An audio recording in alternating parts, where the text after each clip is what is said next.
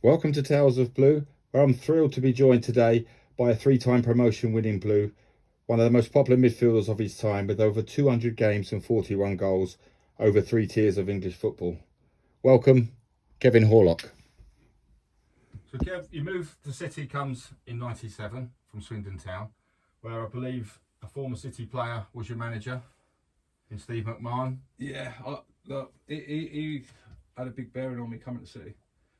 I really like Steve. I'm not sure how fondly City fans remember him, but he was brilliant for me. He came in as player manager in Swindon that year. I played in midfield with him, helped me massively, give me something else that I didn't have, made me a little bit more aggressive, although that come back to haunt me, the aggressive walking, but... Hugely experienced player. Oh, it was for me. It was brilliant as a young player to play with someone like Steve. Obviously, he had been a Liverpool legend, so to play alongside him and to have him believe in me and play me. He was just so honest with me. He told me that the club were going to have to sell me to survive, and he was the one. He was the one that said, "Go and speak to City." There was a number of clubs interested. I remember it was on a Thursday. I think it was. We played at Wolves on the Wednesday. And he rang me the Thursday. I hadn't been that well actually. I was a bit poorly overnight, and he said, "Look, we've had a bid from Birmingham for £1 million. We've had a slightly bigger bid from Manchester City, and we're expecting more." And I'd never been in that situation, so I didn't really know how to deal with it. I said, "Look, what do I do? Yeah. What should I do?" He said, "Kev, as a friend, not just your manager, get in your car and go to Manchester." And look, I trusted him, and I'm glad I did. I got him a sponsored Honda Civic, I think I had, or a Mazda, white one, hairdresser's car. Sorry for anyone who's got Mazdas, but it had my name down the side. I was driving up to Manchester, still poorly, and on the way he rang me and said, "Look, just keep it low key, don't tell." I said, "It's a bit late. I'm on the M6 in a Mazda with my name down the side." But I'll always be thankful for Steve. Look, I'd never have wanted to do anything different other than play for Manchester City. So he was the big reason why I come. Great stuff. So you joined City. Frank Clark's the manager at the time. Yeah. Well, this is the first City shirt you wear, Umbra. So this is the 96-97 season. Do you know what? You make your debut at Oxford. Yeah. What memories does that bring back seeing that shirt, Kevin? It's quite emotional seeing it. So it was a big day for me. Obviously, I'd been at Swindon a long time. Always played in red, Swindon red. And I remember it was away at Oxford, which, for anyone that don't know, Oxford, Swindon, big rivalry. So I knew I was in for a bit of stick, which I got, and I just remember because what had happened, I'd gone up on the Thursday, had a medical, stayed in Mottram Hall Hotel, went and signed the contract on the Friday, and then the manager after training said, "Look, you can go back home," because I had a young family, back to Swindon, which isn't far from Oxford, and he said, "I'll meet you at Oxford." Yeah. So I remember turning up at Oxford, obviously all a bit new to me, not knowing everyone. And I remember just walking in and seeing the shirt and looking and thinking, "Oh, I can't wait to get it on." And I'll never forget the first time I pulled it on, I must admit. Big following at Oxford that day, City fans. 4-1, I believe. Yeah. I think I wore the number 11. I think I played left wing that day. I think, I don't know, Frank Clark must have thought I had a bit of pace or something, or a trick, which I had neither. But yeah, I did okay. I think I just started that game like I tried to play everyone. I just give everything. Should have scored. I only remember like snippets of my career, and that's one thing I remember at Oxford. I think I had a header from quite close range, and I think it hit the keeper in the chest or something. But on the day, thinking back to that, I think Gio was an absolute beast that day. I know this shirt from a bit earlier, from Gio's time at City, but what do you remember as the little Georgian? Look, City fans idolise him, and rightly so. I was lucky enough to have the best seat in the house to watch him. He was scary. Like, I'd never seen anything like it. Training, he was just a genius, and he's one player that I would hold my hands up and say without a doubt he could play in City's team now. He was a genius. He was a little bit of a luxury for us at that time. Obviously things didn't go well. He was at the wrong club, in the wrong era really. In the wrong side, do you think? Yes, 100%. I haven't got a shadow of doubt. He was just at the right club at the wrong time with the wrong team around him. We just weren't on his level. Enjoyed his time in Manchester off the pitch? Yeah, look, Gio was a great lad. Good story with Gio. He always pretended he couldn't speak very, very good English, but he knew what he was on about. And I'll never forget, Frank Clark was manager. I hadn't been there long, and I always said to myself, if I ever made it as a footballer and I could afford it, I'd get myself a Porsche. So looking back, silly of me, I went and got a Porsche. Cost me way too much money. So I turned up at Main Road. We were struggling at the time, and it had an exhaust on it that you could hear from 2 miles away. So I'm just getting into Moss Side near Main Road, and I'm sitting at a junction, exhaustion, and I see Frank Clark going past. So I see him look, and I've slid down so he couldn't see me. Gone into to obviously Main Road, into the changing rooms, and he come in. He was jingling change in his pocket, and I won't do. He just said, "Who the bloody hell?" In more stern way, who bloody hell's driving that Porsche? So I've sort of said, "Yeah." He went, "It's a disgrace," and I was like, "Oh, well, it is what it is." On the Sunday, so that was the Saturday. On the Sunday, I'm sat at home with the kids in the garden. It's quite a nice day, and I heard this engine roaring. I'm thinking, someone's nicking my Porsche. So I've run out the front door. Gio's sat on the drive in a red Ferrari with his roof down, and he just looked at me. He went, "You drive Porsche? I drive Ferrari." And it made me laugh. To be fair, he's right. I was never a Porsche. He was definitely a Ferrari of a footballer. You didn't want to lift in with him that day, that's for sure. That's the away shirt, Kev, from your first season with us. Wasn't worn that many times. Yeah, look, I've always liked that colour. I must admit, I like the colour. It's not the best design in the world, but all these kits bring back so much memory. Does a game spring to mind of that one? It's difficult. It is difficult, yeah. I can't really remember, but I remember wearing it, but I won't remember what game. Your preference was long sleeves? Always. Was there a reason for that? I don't know, I just felt more comfortable in long sleeves. I've got quite skinny arms as well. And I don't know, I just felt more comfortable wearing the longer sleeves, whether it be winter, whether it be summer. I always liked to wear long sleeves. There was the odd time where a long sleeve hadn't been taken, which did play on my mind a little bit, I must admit. I was a bit superstitious about it as well. Yeah, a little bit, yeah. So City changed to Kappa, 97, 98. Different design, a laser blue. A lot of people look at the shirt and we think of relegation at Stoke, drops to the 3rd tier of football. It's the first thing I think of.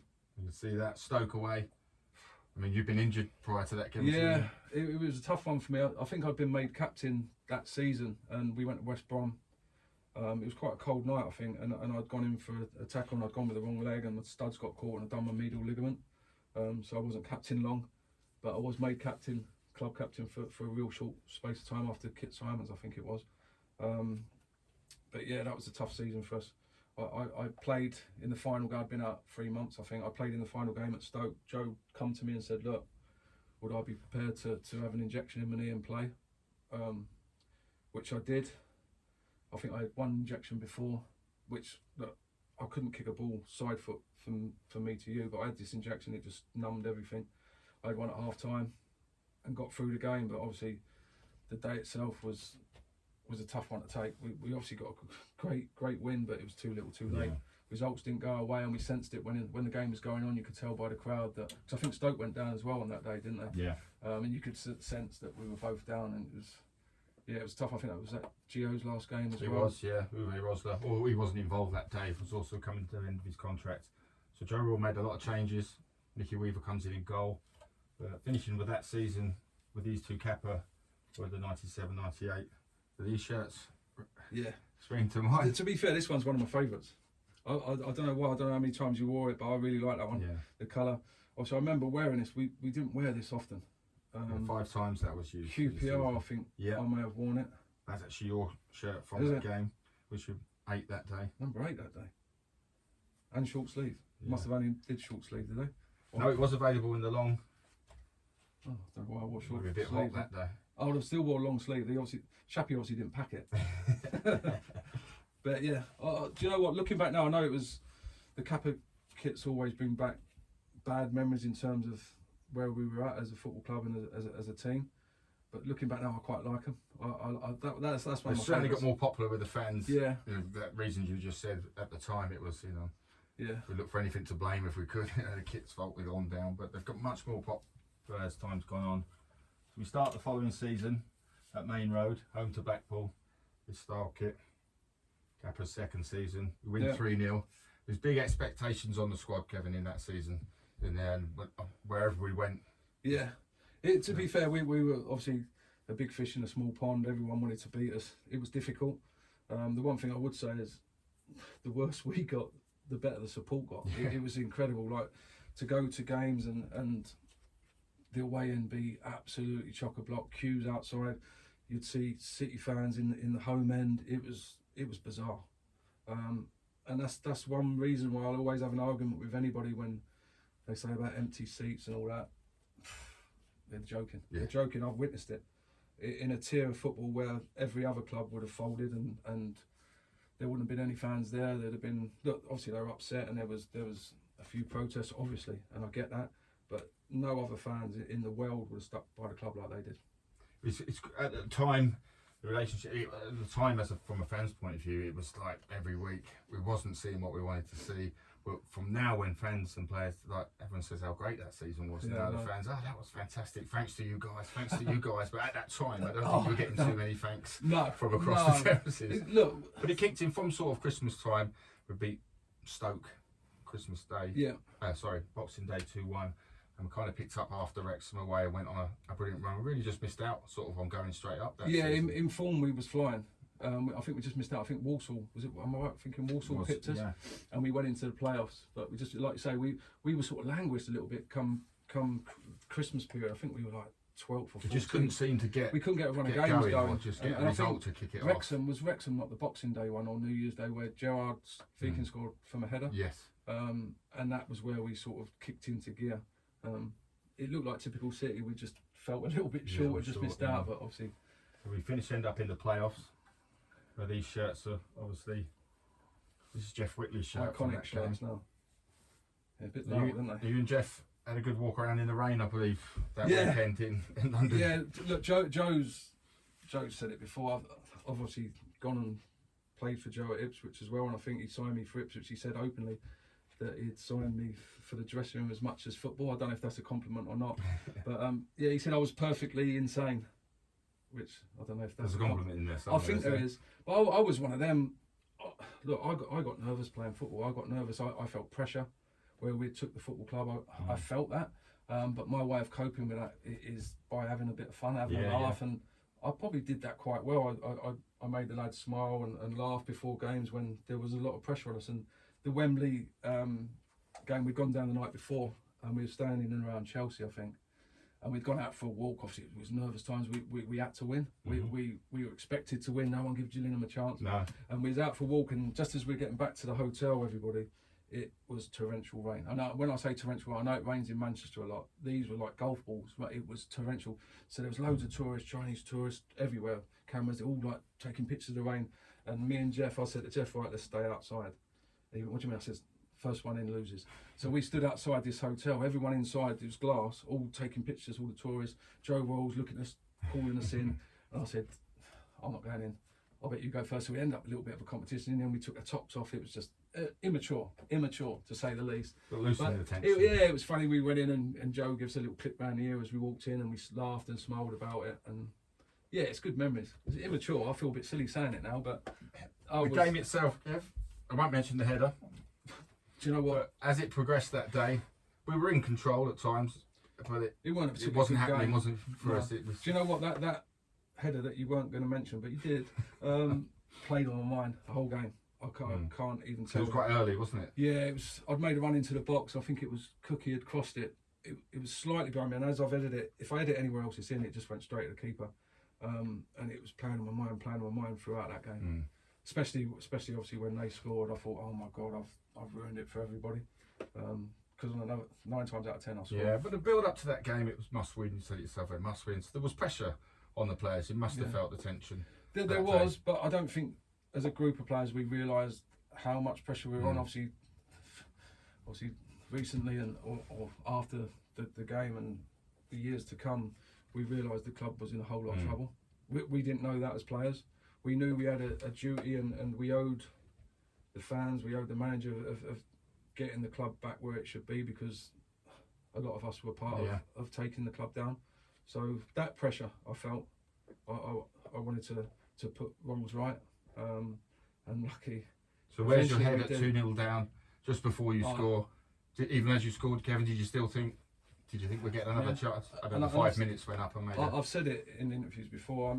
I remember vividly. I'm a couple of things in that game. One was the header I missed, and two, at 2-0 down, the ball had gone down our end in the corner. I can't remember. It was left side, I think, throwing. And I remember walking towards the ball, but looking back, and their two centre halves were jumping on the centre spot.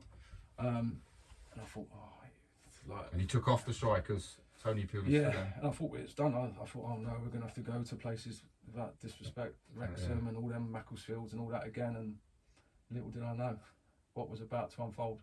Nice party that evening? No. Surprisingly, obviously I thought my goal was a consolation, and I must admit I thought in a selfish way, I thought, oh, what a crap day, we're going to have to do it all again next year, and at least not until the grandkids are scored at Wembley, which was any footballer's dream. So after the game, I'd had real bad ankle. My injury, or my ankle was injured quite badly, so I didn't even go on the bus home. We all sort of went our separate ways. Some lads went on the bus. I actually went back to Swindon, where my wife's family were from, and I went out for a meal with a friend that I used to play with at Swindon, and it was funny. It was a place called Old Town, only a little restaurant. Yeah. We've walked in, so I've sat down facing this. I've turned around, and there was a lad sat behind me with the tracksuit to this Kappa tracksuit, Man City. So I sort of tapped him on the back. I went, got there in the end, didn't we? And he was like that. What the? Like his head had gone. Checked his streak. And I said, what are you doing here? He said he couldn't get a ticket. So he's from Manchester. So he drove down to his mates in Swindon to watch the game and have a beer. Right, he's got that story to tell now. What are you doing here? Nobody believes that when he tells that. Yeah, I tapped him on the back. We had a couple of drinks, bought him a drink and that, and so it weren't no party. It was a meal and a quiet one. So that's Sean Goater's shirt from the game. He wore 2 short sleeves. How important was Sean to City? Goats, Took him a little while to get settled. Goats was immense. He struggled at first. What a lad! First and foremost, what a lad. And then he turned up and showed what a footballer he was. He was immense. He struggled at first. Didn't get off to scoring goals as soon as a striker would like. But you know what? He worked his socks off. He was always smiling. Give everything. And I was buzzing. Once he got off and running, feed the goat. He didn't stop. He didn't stop, and he scored some really important goals over the years in the top league as well. So, I'll always have fond memories of the goat. So we go up that season to Division 1. Change of kit, change of The Croc Sportive. Crooksy. Crooks. What a lad! That What a one's lad. always remembered for the playoff final. Yeah. Sometimes gets a bit overlooked. Oh, he was a good player, Crooksy. I think I'm right in saying he went to Lilleshall, represented England. Shirts were a big all Yorkshire lad. huge. Yeah, all extra large, season, weren't they? That'd still be too big for me now, I reckon. But yeah. So that season, we sort of just picked up momentum then and went up on the last day at Blackburn. What a day that was. So did you think at the time, we were going to go straight up again? Where did that season did we realise, hold up, this could happen again? And we didn't sign masses of players, but Joe added in the right areas. Yeah, Mark Kennedy comes in. Yeah, it was massive for us, by the way. He was brilliant for us. And it's just one of them things. We'd gone from really struggling to then getting promoted, and then we just rode the wave. I don't know, it's just winning's a habit, I suppose, and we were confident and nail biting towards the end. So this shirt was used over 3 seasons, but a lot of now remember it for the day at Blackburn. Probably my favourite shirt. I love all of them, but probably my favourite. Yeah. I've got fond memories in that shirt. Obviously the Blackburn, I think I scored, I believe it was the same shirt. The 100th goal at Birmingham was red and black stripes, I think. So I don't know whether it goes back to my school kit. Yeah. Where I bought the red and black stripe. I think it was one of these when I bought as a young kid. I've got good memories of that shirt. What about this fella as a teammate? Great lad. Interesting character? Lunatic. Lunatic. Do you know what? I remember he came in on trial before he actually signed. He did the year before, yeah. Yeah, because he came into trial. I remember we was doing mad runs around, I can't remember where it was in Manchester, running around, and he came in on trial but then didn't sign. I believe. He went to Stoke. He went to Stoke. But then obviously he came, he was fiery. Proper fiery. But a hell of a player, so quick, changed the direction. He had that ruthless streak. Was he as fiery off the pitch as he was on it? No, not really. Quite quiet. I think he could. I think he's one of them where if the mist Push comes, the right buttons. yeah, push the right buttons. But he was quite a quiet lad, quite good to get on with. The lads really liked him, but he was a hell of a player, don't he? So you become a Premiership footballer the following season. City go up. A tough season back in for the club. I mean, he's a lad who played an important part in all the What a character! promotions. What a character! Nicky Weaver. Yeah, the big balloon. He Enjoyed himself. Yeah, and look, probably at times too much, but he was a young lad. He'd come to a massive football club. He done unbelievably well, and playing in the Premiership. So you got to let your head down now and again. Yeah, absolutely. I mean, so many injuries, unfortunately, for Nicky. Would have probably gone on to play for England. He was a good keeper. I think did he play for England at under 21 level? 21, yeah. But yeah, he had a couple of bad injuries that probably stopped him progressing into the senior national team. But yeah, dyed his hair blonde now and again. Some character. Well, this was another huge kit. But this guy comes in right towards the end of his. What I remember is the George Ware at City. He wasn't there that long. No, it was a big name world superstar. yeah, for me, footballer. obviously, he'd been World Footballer of the Year, hadn't he? So yeah, obviously, I'd only seen him in the Italian football programme on Channel 4, whatever it was. But he obviously was tearing it up. So for him to come to City was massive. It was a big name. Did he reach the heights? I think he was obviously coming towards the end of his career. Yeah. But I think it sort of put the club's intention out that we were trying to progress and we was wanting to be amongst the big boys in the Premier League. Tough season back in the Premier League for City that year. Yeah. I think it was clear that we needed to add a bit more quality, which obviously we didn't enough, and yeah, it was a struggle. So this kit's used again for its second season. Alfie Haaland, who's a name now that's going to be heard again and again, I think, in the coming years. It's funny. I see the clip that they put on, like, because obviously his son was similar age to my kids, so they're all in the players' lounge, and obviously that's what you do as players. You get your kids your number with dad on the back. I don't know why, but it made me laugh when he got Alfie a shirt with dad on the back. That was funny, or son on the back. Didn't he put son on it? But he was fit. You could see. He got similar traits. He was a machine, Alfie. Run all day. They're built they're built different. They knock them out somewhere in the way, but they're just pure built, athletes, and they can run, and so hopefully his lad will be a good signing for us. Joe Royle leaves at the end of that season. How was your relationship with Joe at City? Yeah, look, I love Joe. He was honest. It hurts when any manager loses his job because you're part of the reason why he has. So that was a tough one to take because he's a really nice fella. He obviously done a lot for the club. And I did go on, like I said, to play for him again at Ipswich. Yeah. But it was sad times when managers leave. So we drop back down. Kit changes again. Still Nicole Sportif, but the laser blue. There's a player that's probably not given as much credit as he should have He was good for his time at City, but was a real 8-9 Yeah, out of 10 he was performer good. week in, week out. He had the biggest calves you've ever seen. He always had cramp in them. Like, well, wasn't quickest, and look at me saying he wasn't quick. It's probably still quicker than me. But he was a top lad. He was a good player. He read the game so well. Really good footballer. It was funny when he first signed. Obviously Dutch. I'd seen him in IKEA, so he'd only been there a day or something. So he's pulled up, and I've seen him. I've waved him over, and he's come over with his wife. And I was going, "How are you doing? Are you finding Manchester okay?" He went, "What are you talking like that for?" he spoke better English than me. It was a bit embarrassing, but yeah, I was trying to speak to him in broken English. But yeah, he was a top lad, always in amongst the lads. That he was very much liked, and he was a good servant for the football club. Kevin Keegan, a lot sterner when he came in. Was he more professional? I'm not suggesting anybody else was unprofessional.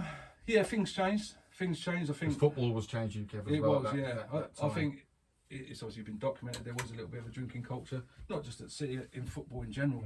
There was like Monday clubs, Sunday clubs, and Kevin Keegan put a little bit of a stopped alcohol in the players' lounge. I think that was due to a story where at Newcastle someone got injured in the warm-up, and he'd gone to get a player, and they'd already had 3 beers. So there was no alcohol in the players' lounge. And look, I've got a lot of respect for Kevin Keegan. He was open, he was honest. I was leading, so he said, "Look, you can leave."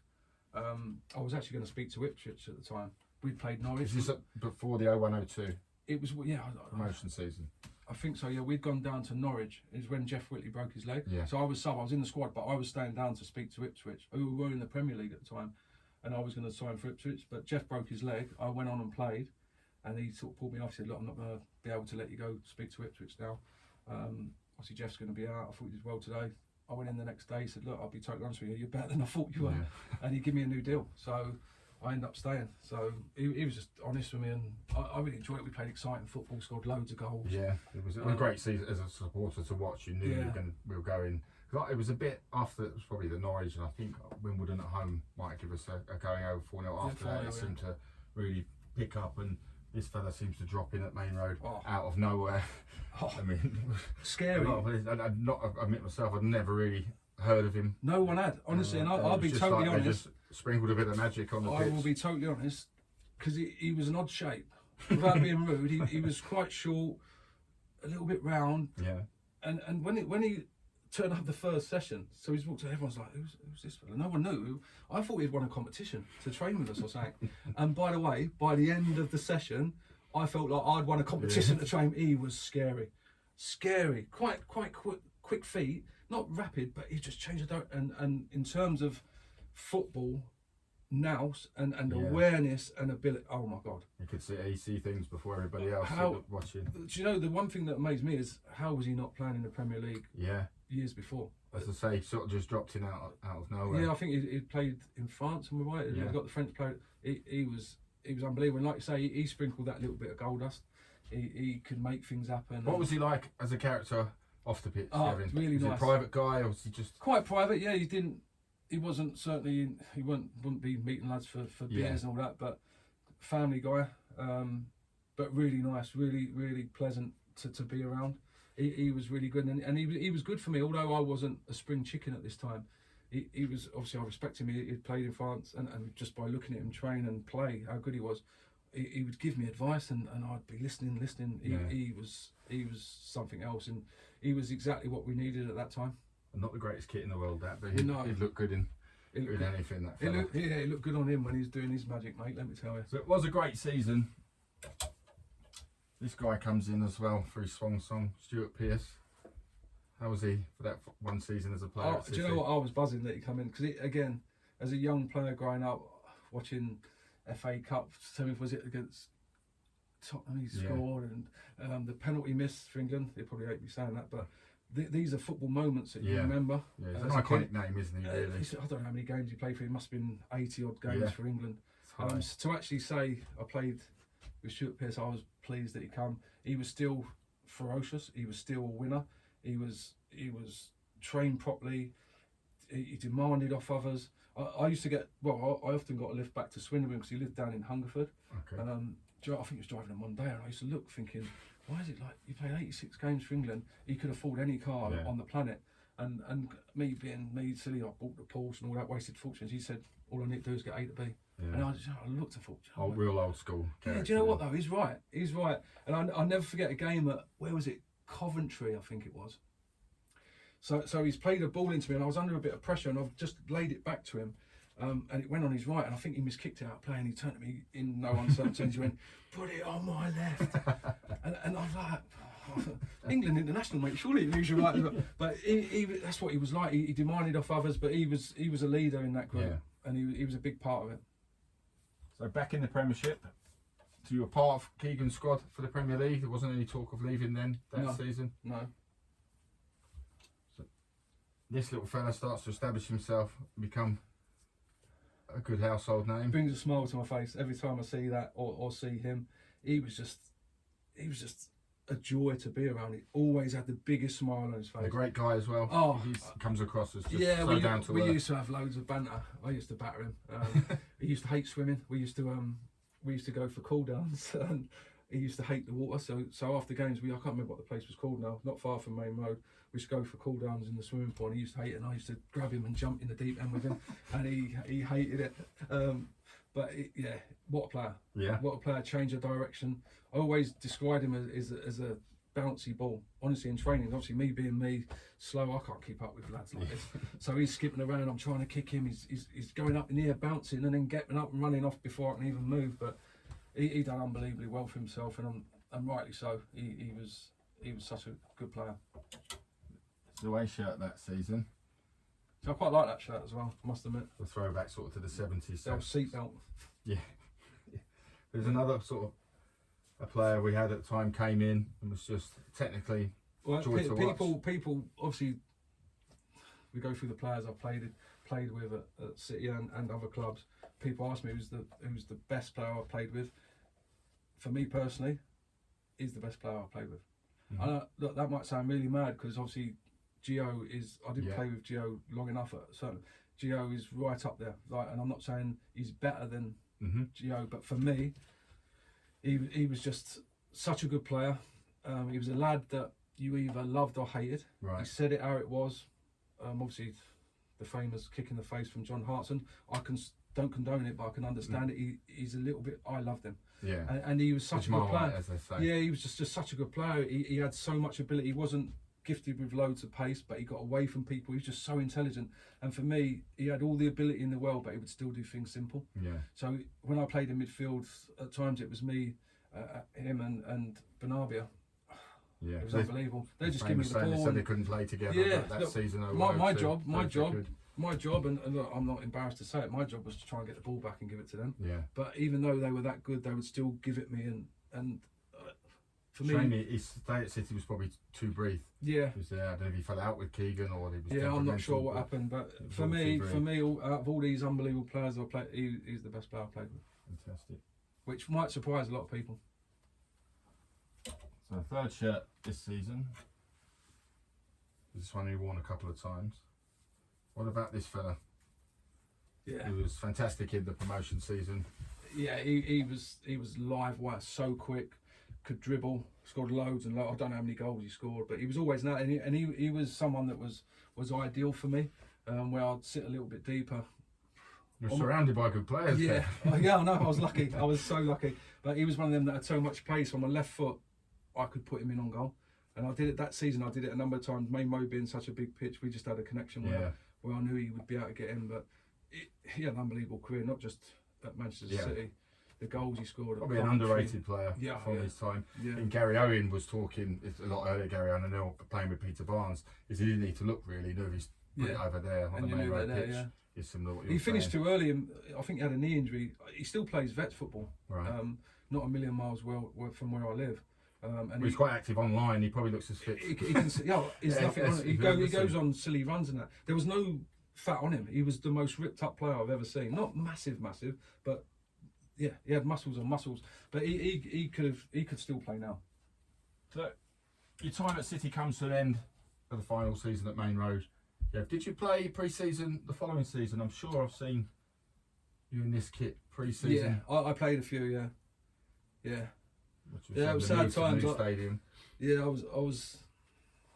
Obviously, we had an emerging Joey Barton, who, by the way, again, people like him, people don't like him.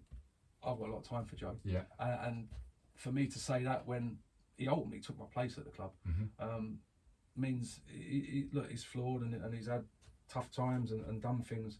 He's a good fella. I really like Joey, and it was tough for me. Last game of the season, I'd been at the club, I don't know, was it 7 years? Yeah. I didn't play in the last game at Main Road, and that hurt.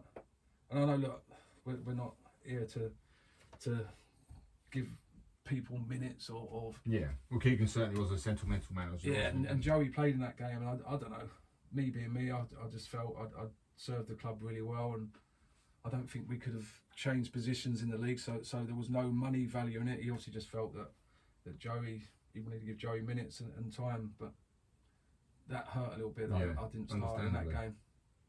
And when I didn't want to leave, really. Did you know you'd be leaving come the end of the season? No, not really. So I started off the pre-season. I think there was a few pre-season games, and then we had, was it TNS? Yeah. So we left Carrington. We got on the bus, and who come down and get me? Someone come and got me and said, "Oh, the manager wants to see you." So I thought, oh, what have I done? Because that was my first reaction. But I've gone up and gone into Kevin Keegan's office, and he was on the phone to Glenn Roeder. He said, I'll ring you back in a minute. He put the phone down. He said, look, West Ham have made an offer for you. He said, you don't have to go. he said, you can stay. I still think I still had two and a bit years left on my contract. He said, but it's your call. And West Ham, like I said to you previous, was my club as a kid. And on top of that, I just felt the time was right. Yeah. And I'm always honest. I give everything for City, everything I had. Yeah, well, that was never in question. Everything I had, sure. But I was also aware that I was an okay Championship player. I wasn't a Premiership player. And the club was moving forward, and I just didn't want to be sitting there on a 2.5-year deal, picking up half decent money, obviously not what it is now, and not giving back or giving any worth to that. So how would you sum up your time, Kevin City? I mean, from the day you walked in at Main Road, you had 3 promotions, 2 relegations, a Wembley goal scorer, sent off for aggressive walking. I'm sure everyone mentions to you. So looking back now, how do Kevin Horlock sum up his time as a Man City player? Mate, I can't even start to explain. I wish I could do it another 10 times over. It was a long time, but when you're doing it, you don't really appreciate what club you're at, or the people, or the fan. You don't get time to think of it in the moment. Looking back now, God, I wish I could do it again. Absolutely. If I want to take you to a shirt that is before your time at Man City. So if I show you this shirt from 1982-83, this shirt links you to Man City even back then as a 8-9-year-old Kevin Horlock. Yeah, it was a 9 or 10. Yeah, it's mad. So I went to school in South East London, and our school kit was red and black stripe, and schools obviously struggled at the time. I think I was playing a year up, and they didn't have enough kits. So the teacher said, look, why don't you just go and get one from the sports shop? So I went to a sports shop in a place called Woolwich, which, by the way, they didn't have a great array of football shirts anyway, but it was always your Tottenhams, your Chelsea, Arsenal, West Ham, that was it. You didn't see any other shirts, any. So I walked in the shop, I'll never forget it, with my mum, and I said, have you got any red and black football shirts? He went, no. He said, the only ones we might have will be in the discount bin. So we're rummaging through, and at the bottom I've seen red and black, I've seen a bit of red and black, I pulled it out. Didn't think nothing of it at the time. I only got sent the picture about 6 months ago. So I bought this red and black top, and not until my mate sent me the picture, I bought this shirt. Wow.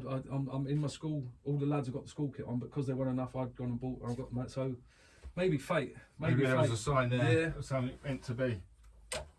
What do you think of the 2022 Man City, Kev? I know it's a different club, a world away now from when you guys were there. But it's great to see. Look, I know people will go, oh, the money you spend. Look, clubs have been doing that from day dot. Absolutely. The team over the road, when they were winning things, they were paying the most money. It's just the nature of the game. But do you know what? I'm buzzing for the fans, because they stuck by us, like I said earlier, through thick and thin. No other fan base would do that. So I want them to have as much success as they can, and for them to be the big dog and not get all the stick when they're going down the pub or when the kids are going to school. Now they can wear the kit with pride, like they always did, even through the tough times, but now they can proper give it out as well. So I'm buzzing. I'm looking forward to where it goes, and how many more trophies can we win. Fantastic. Kevin, it's been an absolute pleasure. Thanks for having me. Man City for you. Thanks for calling in. Thank you.